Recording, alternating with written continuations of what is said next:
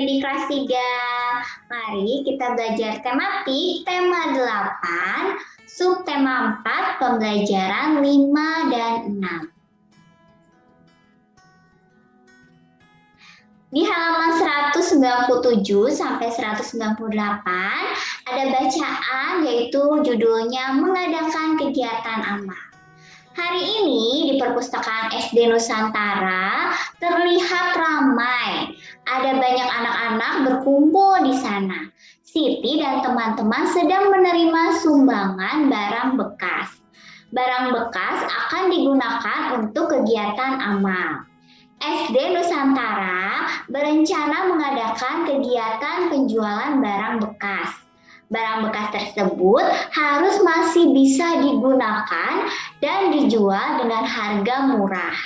Barang bekas dikumpulkan dari semua siswa SD Nusantara. Selain barang bekas, mereka juga mengumpulkan buku bekas. Buku bekas akan dikirimkan ke sekolah atau tempat yang membutuhkan. Siti dan teman-teman bekerja secara bergantian.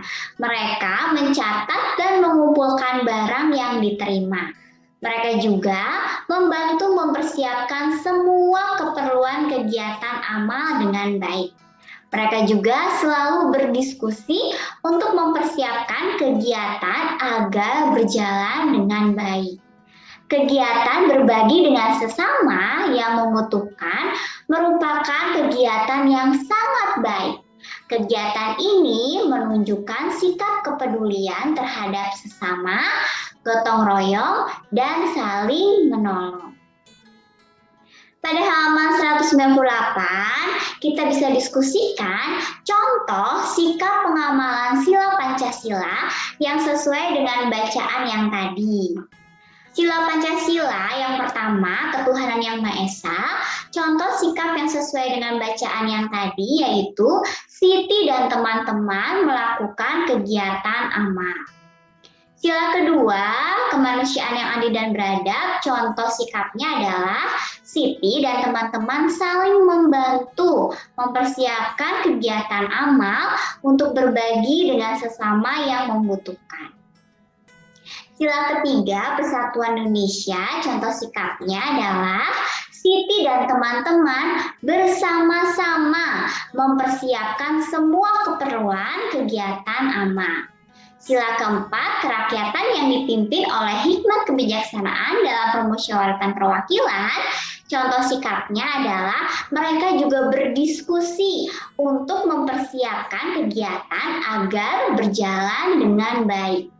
Sila kelima, keadilan sosial bagi seluruh rakyat Indonesia.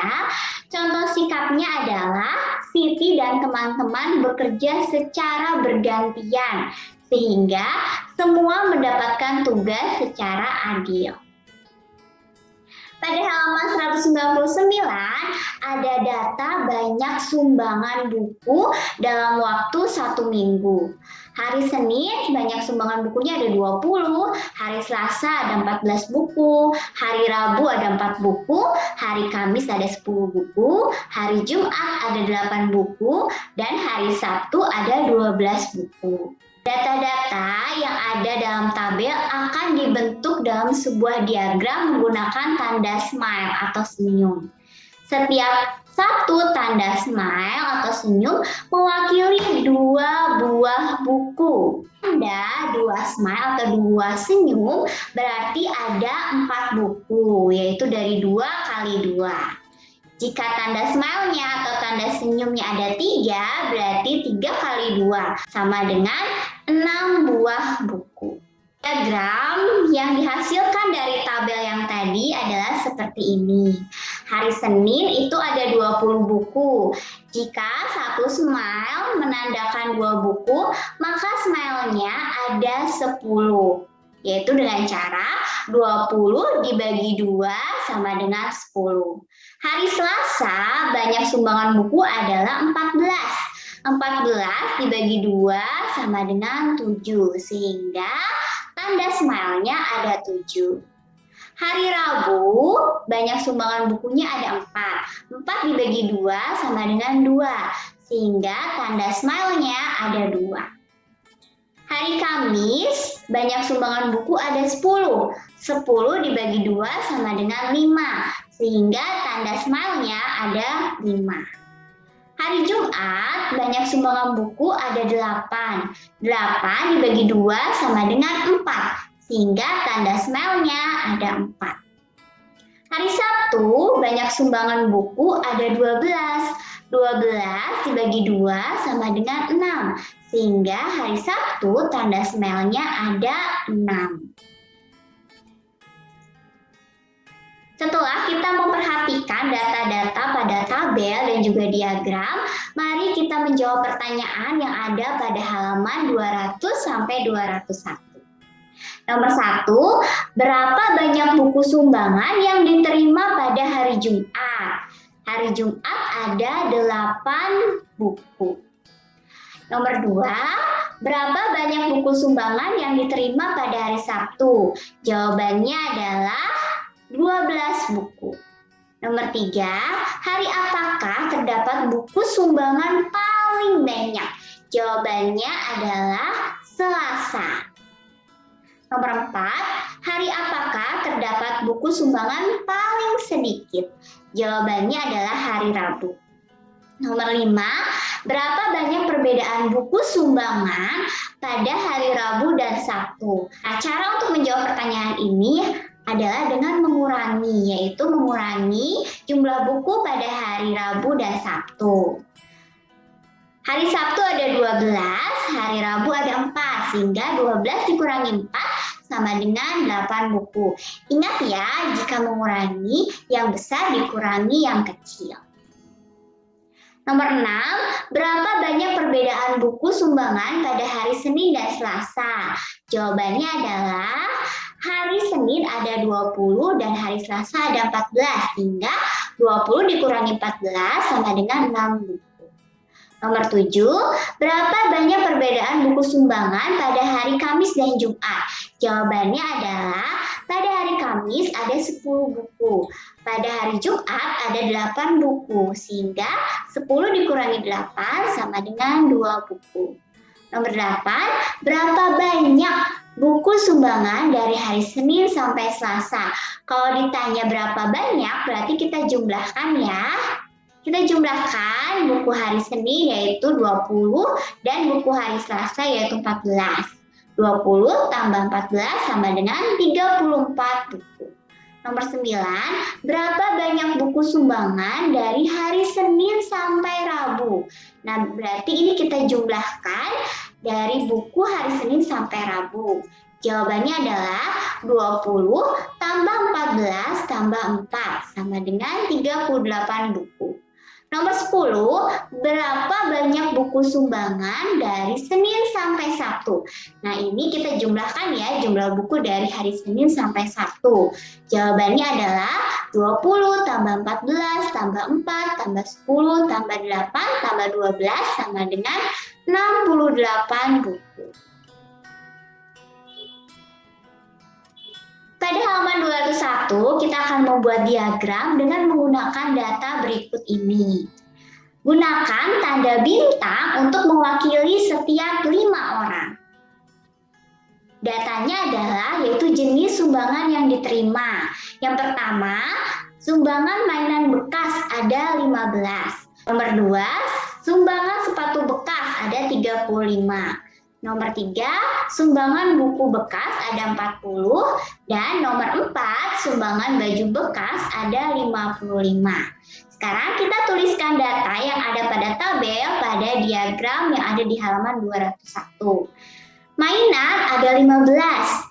Kita akan menggambarkan bintang yaitu dengan cara 15 dibagi 5 karena setiap satu bintang mewakili 5 orang. 15 dibagi 5 sama dengan 3. Sehingga kita menggambarkan 3 bintang di diagram mainan. Yang kedua adalah sepatu. Sepatu ada 35. 35 dibagi 5 sama dengan 7. Sehingga kita gambarkan bintang ada 7.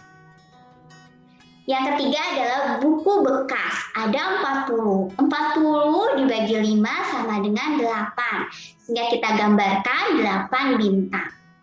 Yang nomor 4, baju bekas ada 55. 55 dibagi 5 sama dengan 11, sehingga kita gambarkan 11 bintang. Siti dan teman-teman memiliki semangat tinggi dalam berkarya. Mereka berkarya menciptakan lingkungan yang asri dan hijau.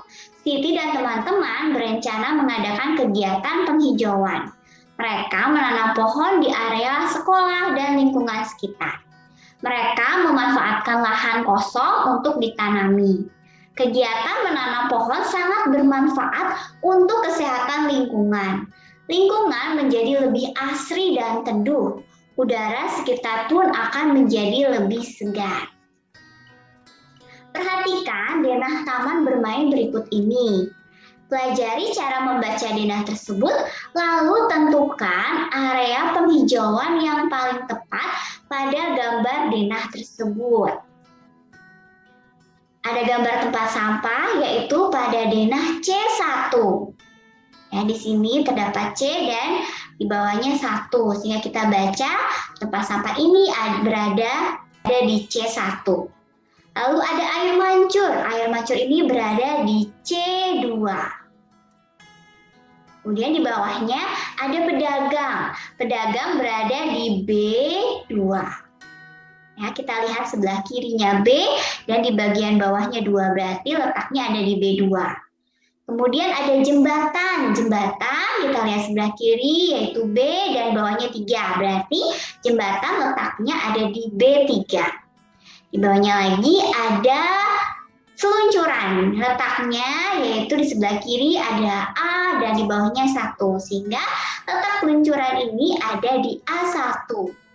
Kemudian yang terakhir ada gambar tempat duduk. Gambar tempat duduk ini letaknya kita lihat sebelah kiri A dan di bawahnya 3, sehingga letak tempat duduk ini ada di A3. Nah, kita jawab ya pertanyaan di halaman 206.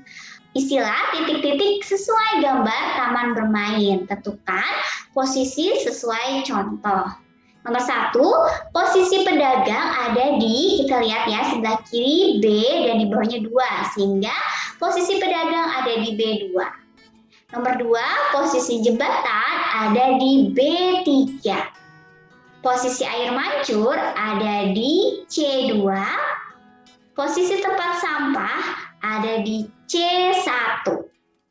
Nomor 5, misalkan akan ditanam pohon. Lokasi yang bisa digunakan yaitu adalah lokasi yang masih kosong. Lokasi yang masih kosong di sini, kita lihat di sini ada yang kosong yaitu C3. Ya, di sebelah kiri C, bawahnya 3. Di sini C3 kosong. Ada lagi yang tempat kosong yaitu ini di sebelah sini yaitu B1. Dan yang tempat kosong lainnya adalah di A2. Jadi yang bisa ditanami pohon adalah B1, C3, dan A2. Sekarang kita perhatikan gambar denah berikut ini, lalu lengkapi denah dengan gambar sesuai dengan keterangan. Keterangannya adalah posisi A1 terdapat tempat duduk anak-anak saat beristirahat. Berarti pada posisi A1 sebelah kiri A di bawahnya 1 di sini ya letaknya, kita gambar tempat duduk anak-anak. Posisi B2 terdapat kolam ikan. Kita cari ya posisi B2 sebelah kiri B dan di bawahnya 2, berarti letaknya di sini, kita gambarkan kolam ikan. Berikutnya, posisi A3, B3, dan C3 terdapat area penghijauan. Area penghijauan kita bisa gambarkan tanaman atau pohon ya. A3 berarti di sebelah sini kita gambarkan pohon, lalu B3 di atasnya dan C3 juga di atasnya B3. Yang terakhir, posisi C1 terdapat tempat sampah. Kita cari C1, berarti posisinya ada di sini ya, sebelah kiri C dan di bawahnya 1. Kita bisa gambarkan tempat sampah. Ada banyak kegiatan yang dapat dilakukan untuk menjaga lingkungan. Salah satunya menanam pohon dan merawat tanaman. Selain itu, menjaga kebersihan lingkungan. Kegiatan tersebut membuat lingkungan tetap nyaman dan bersih. Jika lingkungan bersih, hidup pun akan lebih sehat. Membuang sampah pada tempatnya termasuk kegiatan menjaga lingkungan. Ajaklah selalu teman-temanmu untuk membuang sampah pada tempatnya. Ajaklah untuk mengurangi penggunaan plastik. Plastik termasuk bahan yang sulit dihancurkan tanah. Ajaklah teman-temanmu ikut serta menanam tanaman di lingkungannya. Ajak pula untuk merawat tanaman tersebut. Mencintai lingkungan termasuk sikap pengamalan sila Pancasila. Peduli lingkungan berarti peduli dengan makhluk ciptaan Tuhan.